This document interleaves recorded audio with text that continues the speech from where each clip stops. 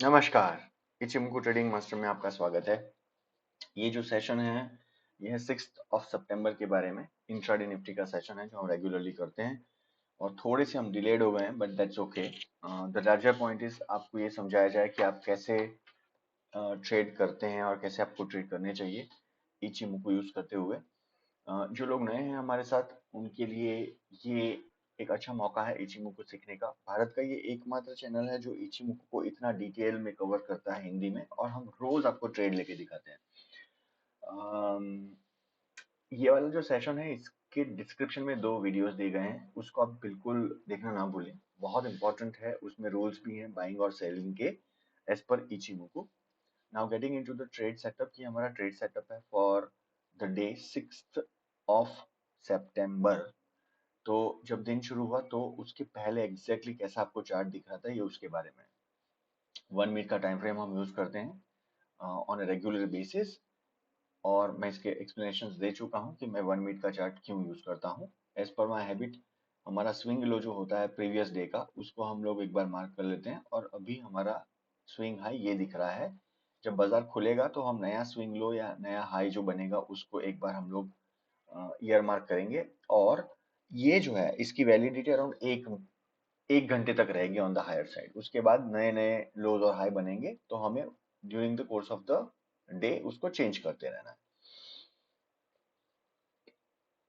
तो ये हमारा फर्स्ट कैंडल हमारी यहाँ पे बनी और ये फर्स्ट कैंडल का हाई यहाँ पे है। लो तो पहले का जो था प्रीवियस डे का वही है तो हमने उसको एग्जैक्टली रखा। इसके मायने क्या है, ये एक चैनल बन गई, रेंज बन गई। इन शॉर्ट जब तक प्राइस इसके अंदर रहेगी तब तक हम कोई नया ट्रेड नहीं लेंगे। जब प्राइस ये दोनों में से एक जगह तोड़ के ऊपर नीचे जाएगी तो उसका मतलब वहां पे उस डायरेक्शन में ट्रेड लेना चाहिए। For the first 40 minutes minimum ये रेंज एप्लीकेबल होगी। उसके बाद में नए ट्रेंड्स डेवलप होंगे तो हम लोग ये जो लाइंस है उसको मूव करते रहेंगे। हम फर्स्ट 30 मिनट्स यानी कि 9:15 से 9:20, 25, 30 मिनट तक जो है हम कुछ काम नहीं करते। 15 मिनट्स नॉट 30 मिनट्स, क्योंकि तब ट्रेड सेटअप हो रहे होते हैं और 1 मिनट की टाइम फ्रेम में हम जनरली उस दरमियान कुछ काम नहीं करते क्योंकि हम प्राइमरली 1 मिनट की टाइम फ्रेम में काम करते हैं। आगे चलते हैं। तो अब देखिए यहाँ पर हमारा एक नया हाई बना लेकिन तुरंत कैंडल नीचे चले गई। ये बेरिश कैंडल है। ओके, ऊपर नीचे ट्रेड्स हो रहे हैं। 9:30 हो चुकी है द ट्रेड।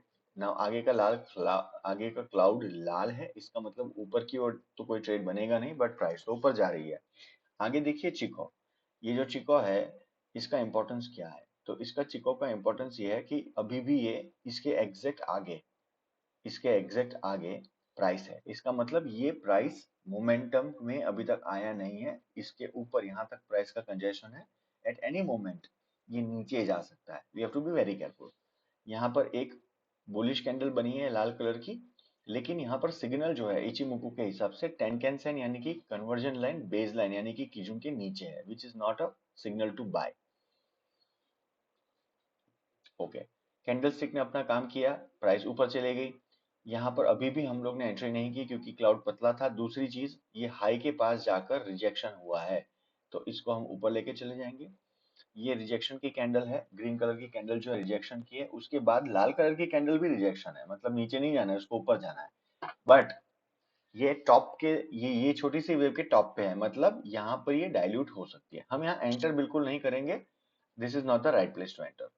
कमेंट्री में ज्यादा इसलिए देता हूं ताकि लोगों को समझ आए प्राइस एक्शन और इचिमुकु को साथ में कैसे यूज करना है। Price is now going down, cloud के नीचे चली गई। ग्रीन कलर का क्लाउड जो है पतला है, लाल क्लाउड पतला था। It shows a little bit of sideways movement. Okay, अब क्लाउड के नीचे प्राइस गई। यहां पर हमें ये देखना होता है जब क्लाउड नए सिरे से क्लाउड के ऊपर या प्राइस नीचे जाए तो हमें रिजेक्शन का इंतजार जनरली करना चाहिए, specially during the start of the day. तो यहाँ से ये प्राइस ऊपर मुड़ रही है और यहाँ पर हमारा ये तो देखिए अब हम लोग ना ये दायरे को छोटा करेंगे।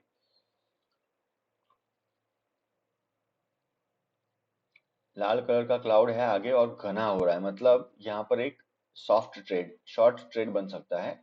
ऊपर ग्रीन क्लाउड बना, चिको अभी भी क्लाउड के नीचे है।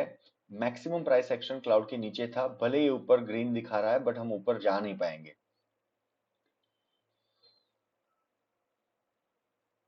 ओके, यहाँ से प्राइस रिजेक्ट हो रही है, तो अब मैं सीधा सा यहीं से यहाँ पर ले आया मैं अपनी डंडी को, और प्राइस रिजेक्ट होके वापस क्लाउड के अंदर चली गई। तो अब देखिए हमने जब दिन स्टार्ट किया था तो यहाँ पे और काफी नीचे था, अब दायरा बिल्कुल सिमट के छोटा हो गया है, इससे और भी छोटा होगा अगर तो एक ट्रेंड डेवलप होने वाला है और साइडवेज मूवमेंट बढ़ती रही तो। टाइम चेक, लगभग 10:51 हो गई है, एक भी ट्रेड अभी तक बना नहीं है एज पर इचिमोको।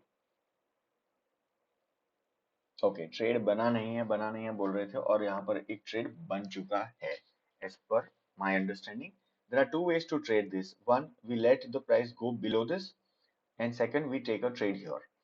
तो आइडियली मैं यहाँ पे ट्रेड लेता हूँ, क्योंकि काफी देर पहले ऑलमोस्ट 10:03 और यहाँ पर 10:49 59 हो गई है, तो 30-35 मिनट के दायरे के बाद ये कैंडल डेवलप हो रही है, तो I will take a trade short position.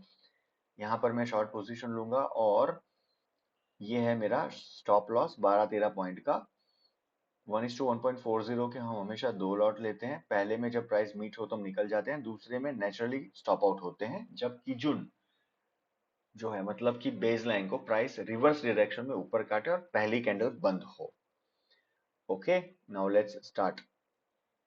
तो प्राइस रिजेक्ट हो रही है, नीचे जा नहीं रही है सही से, that's okay, absolutely okay. The larger pieces ये देखिए, यहाँ पर फ्लैट डेवलपमेंट है और ये लाल कलर का क्लाउड जो है अभी भी बना हुआ है, चिको प्राइस के इर्द गिर्द है और नीचे की ओर मुंह करके प्राइस नीचे जाने की कोशिश में। अब यहाँ पे हमारा लास्ट रिजेक्शन था, हम तो यहाँ एंटर हो चुके हैं, तो आइडियली हमारा जो रिजेक्शन का पॉइंट है अब ये हो गया है and not this one, but ये एक रेंज है, यहाँ पर प्राइस रुक सकती है या रिवर्स भी हो सकती है। Now we are already in a trade. Okay, अब देखिए ये चिको जो है ना, जैसे ये लो के अंदर आ जाएगा और नए सिरे से प्राइस नीचे जाएगी, तब हम एंटर करेंगे in a shorter direction. Okay, so this is what I was saying, ये चिको फ्री ऑफ कंजेशन हो गया, यहाँ पर हमारा जो जोन था उसके नीचे प्राइस चली गई, देखा यहाँ प्राइस गई, रिजेक्शन आया, वापिस प्राइस नीचे आई, यहाँ आई, थोड़ा सा ऊपर नीचे उबड़ खाबड़, उसके बाद अब यहाँ प्राइस नहीं नीचे गई है।